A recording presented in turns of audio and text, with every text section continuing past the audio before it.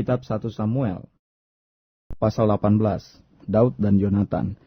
Ketika Daud habis berbicara dengan Saul, berpadulah jiwa Yonatan dengan jiwa Daud, dan Yonatan mengasihi dia seperti jiwanya sendiri.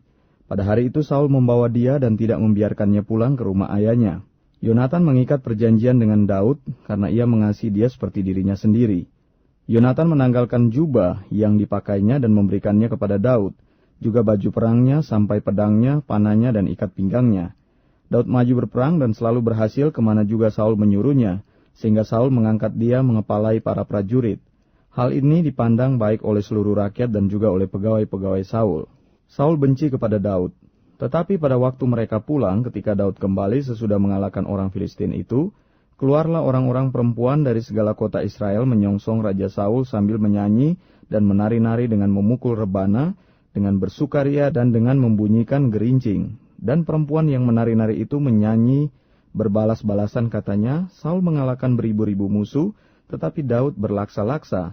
Lalu bangkitlah amarah Saul dengan sangat dan perkataan itu menyebalkan hatinya, sebab pikirnya, kepada Daud diperhitungkan mereka berlaksa-laksa, tetapi kepadaku diperhitungkannya beribu-ribu. Akhir-akhirnya jabatan raja itu pun jatuh kepadanya. Sejak hari itu maka Saul selalu mendengki Daud. Keesokan harinya roh jahat yang daripada Allah itu berkuasa atas Saul, sehingga ia kerasukan di tengah-tengah rumah, sedang Daud main kecapi seperti sehari-hari. Adapun Saul ada tombak di tangannya. Saul melemparkan tombak itu karena pikirnya, baiklah aku menancapkan Daud ke dinding. Tetapi Daud mengelakkannya sampai 2 kali. Saul menjadi takut kepada Daud karena Tuhan menyertai Daud, sedang daripada Saul ia telah undur. Sebab itu Saul menjauhkan Daud dari dekatnya dan mengangkat dia menjadi kepala pasukan 1000, sehingga ia berada di depan dalam segala gerakan tentara. Daud berhasil di segala perjalanannya sebab Tuhan menyertai dia. Ketika dilihat Saul bahwa Daud sangat berhasil, makin takutlah ia kepadanya. Tetapi seluruh orang Israel dan orang Yehuda mengasihi Daud karena ia memimpin segala gerakan mereka. Berkatalah Saul kepada Daud, ini dia anakku perempuan yang tertua, Merab. Dia akan kuberikan kepadamu menjadi istrimu, hanya jadilah bagiku seorang yang gagah perkasa, dan lakukanlah perang Tuhan. Sebab pikir Saul, janganlah tanganku memukul dia, tetapi biarlah ia dipukul oleh tangan orang Filistin. Tetapi Daud berkata kepada Saul, siapakah aku dan siapakah sanak saudaraku, kaum ayahku di antara orang Israel, sehingga aku menjadi menantu raja?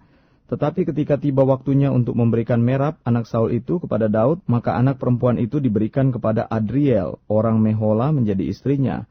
Tetapi Mikal, anak perempuan Saul, jatuh cinta kepada Daud. Ketika hal itu diberitahukan kepada Saul, maka ia pun menyetujuinya. Sebab pikir Saul, baiklah Mikal kuberikan kepadanya, biarlah ia menjadi jerat bagi Daud, dan biarlah tangan orang Filistin memukul dia. Lalu berkatalah Saul kepada Daud untuk kedua kalinya, pada hari ini engkau boleh menjadi menantuku. Lagi Saul memerintahkan kepada para pegawainya, katakanlah kepada Daud dengan diam-diam, demikian, sesungguhnya raja suka kepadamu, dan para pegawainya mengasihi engkau, maka sebab itu, jadilah engkau menantu raja. Lalu para pegawai Saul menyampaikan perkataan itu kepada Daud, tetapi Daud menjawab, perkara ringankah pada pemandanganmu menjadi menantu raja? Bukankah aku seorang yang miskin dan rendah? Para pegawai Saul memberitahukan kepada raja, katanya, demikianlah jawab yang diberikan Daud. Kemudian berkatalah Saul, beginilah kamu katakan kepada Daud, raja tidak menghendaki mas kawin selain dari 100 kulit katan orang Filistin sebagai pembalasan kepada musuh raja. Saul bermaksud untuk menjatuhkan Daud dengan perantaraan orang Filistin. Ketika para pegawainya memberitahukan perkataan itu kepada Daud, maka setujulah Daud menjadi menantu raja. Waktunya belum genap, tetapi Daud sudah bersiap. Ia pergi dengan orang-orangnya dan menewaskan dari orang Filistin itu 200 orang serta membawa kulit katan mereka. Dan dalam jumlah yang genap diberikan merekalah semuanya itu kepada raja, supaya Daud menjadi menantu raja. Kemudian Saul memberikan Mikal anaknya kepadanya menjadi istrinya. Lalu mengertilah Saul dan tahulah ia bahwa Tuhan menyertai Daud, dan bahwa seluruh orang Israel mengasihi Daud. Maka makin takutlah Saul kepada Daud. Saul tetap menjadi musuh Daud seumur hidupnya. Apabila raja-raja orang Filistin maju berperang, setiap kali mereka maju berperang, maka Daud lebih berhasil daripada semua pegawai Saul, sehingga namanya sangat masyhur.